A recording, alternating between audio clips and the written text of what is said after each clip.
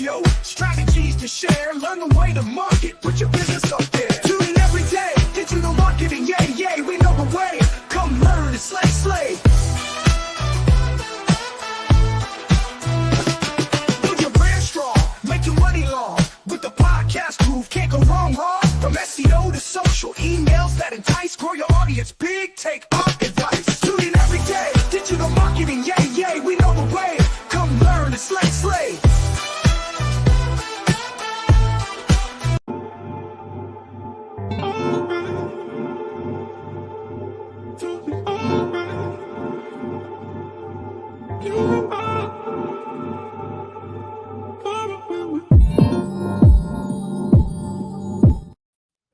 All right, happy Thursday. We're back. Digital Marketing NetWurk, Mickey Black, Jennifer J.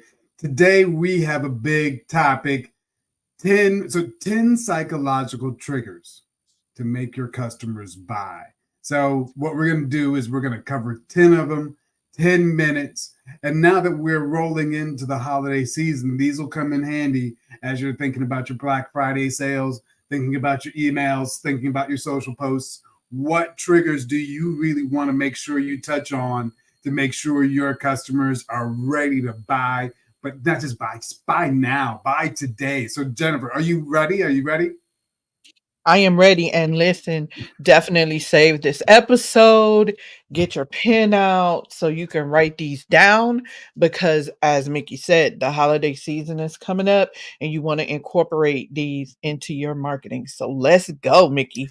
Let's do it. So first, scarcity. So everybody is fear of missing out. They call it FOMO. So make sure your customers know. So whether it is we have 10 of these, or I'm taking on 5 new clients, or we're running this for today, but make sure your customers know that this is scarce, that they need to act now because it's not forever. So that's the first one. What do you think about that?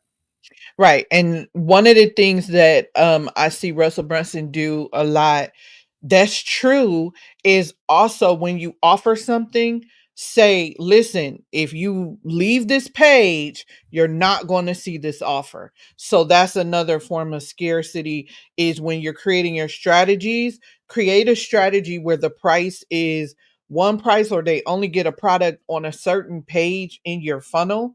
And then once they go off of that page, that's it. They don't get that offer there. But I must say, make sure what you say is true. If you're only taking 5 customers, only take 5 customers. Don't use scarcity tactics if it's not true. Tell the truth. I like I like it.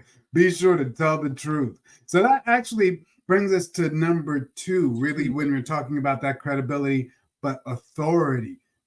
Your customers are going to trust experts. So really position yourself and make sure, whether it is your degrees, whether it is your testimonials, or just the sheer number of years of experience you have, make sure you express your authority to customers so they know what they're getting. What do you think about that?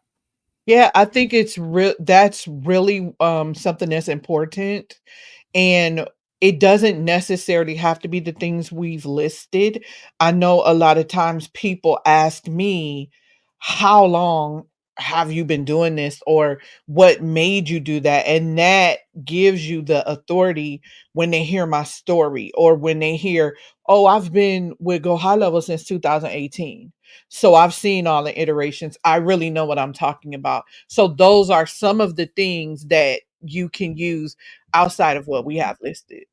I love it. I love it. And then that brings us to number 3. So we're on track. We're trying to get 10 in 10 minutes. Number 3 is social proof, really bringing up those testimonials, getting that content, and making sure that you're really utilizing whatever platform, whether it be via email, social media, but really telling the story of your testimonials and proving that you do this and that your product or service is really what it is. What do you think about that?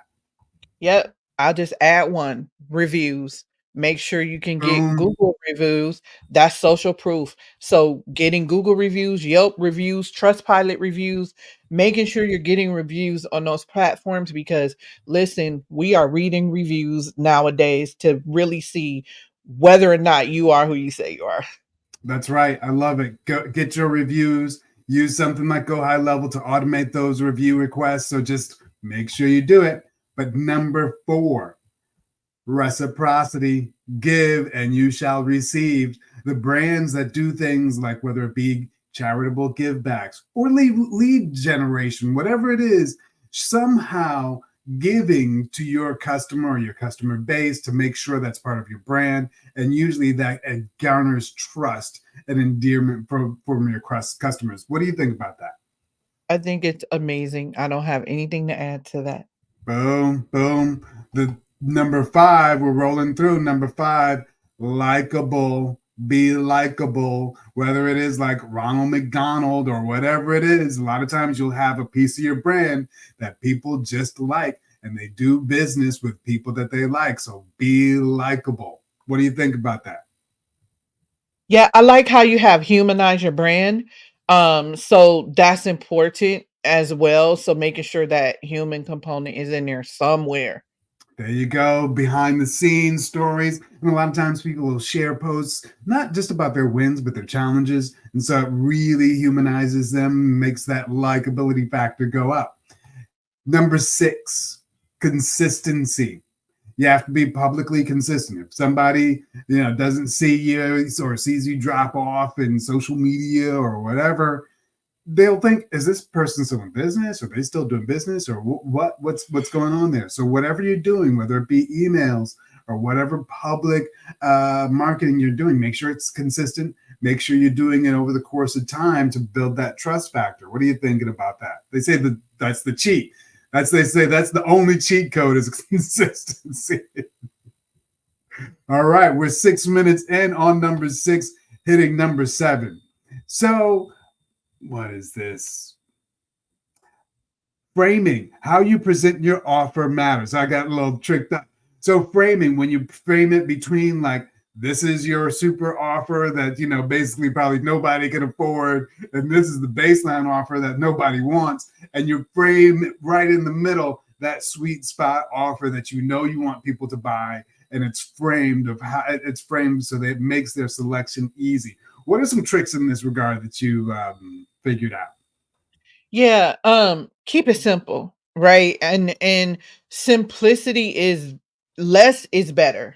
And that's what I'm finding, that less is better and that people react to that because again, a confused mind won't buy. So just keep it simple, make sure it's clear, and that uh now we're at what, 5th grader? 5th grader can read it.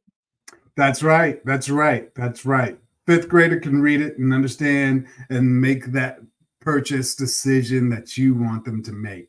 I like that. So we're steaming through. We're already at number 8. So looking at number 8, fear of loss. Now, this is one that reminds me of what Myron Golden used to say, or he does say, is that people are more likely to action on things out of fear of loss than for the desire of gain. So it's like, 5 ways to make sure you don't miss out on that deal. They're usually more likely to act because they want to avoid that fear of loss. So really being able to highlight that using phrases like don't miss out or get a money back guarantee, but really drilling home that you have to act now or you'll be losing out. What do you think about this tactic? Yeah, I think it's huge around Black Friday, right? Yes, Because yes. that is used, if you just think about why you bought on Black Friday certain offers,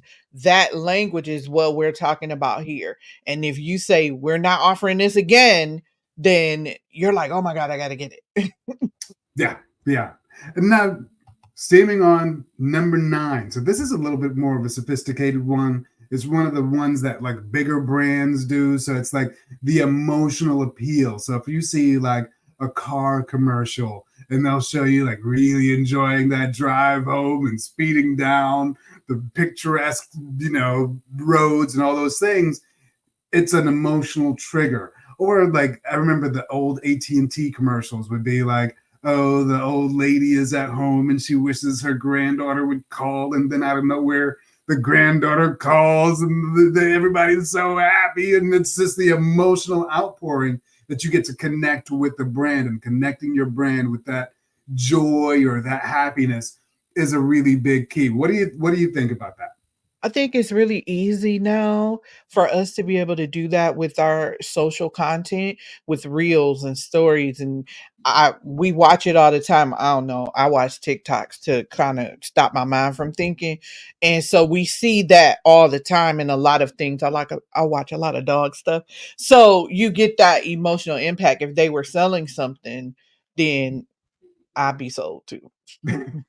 And speaking of selling, number 10, this is the biggest one. And it seems to be a common theme, but that common theme of urgency, it can be done in a lot of ways. And one of the ways I've seen a lot of like e-commerce sites do it is they'll do these little flash sales, or they'll do like the little signals at the bottom that says, only 4 more of these are available, or only 1 more in stock. I think Amazon does it all the time. Like if you're buying from a certain vendor, they'll say this vendor only has 4 of these left, and creating that on-site, on-demand urgency to really boost that immediate conversion. What do you think about those sorts of tactics?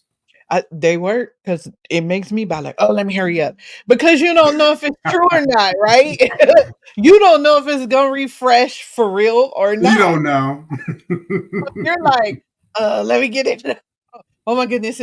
And then another good one is so and so number of members have this in their cart right now. And it's Yeah. like, oh, for real? Let me get mine. So it definitely works, and we can definitely utilize those tools and those strategies in our business as well. Well, those are a lot. Those are like a lot lightning fast. I think we got through 10 in 10 minutes. You didn't think we were going to do it, but we did it. We did it. Awesome. So anyway, I think that's an awesome way to end the week. Anything else you want to drop on the people before we're out of here? I don't. All I'm right. good. All right. Well, today was a chock full of nuggets. We'll be back next week. Until then, stay automated, people. Peace. Listen up now. I'll tell you about a show, Digital Marketing NetWurk, with a secret flow. We got the tips, yo, strategies to share. Learn the way to market. Put your business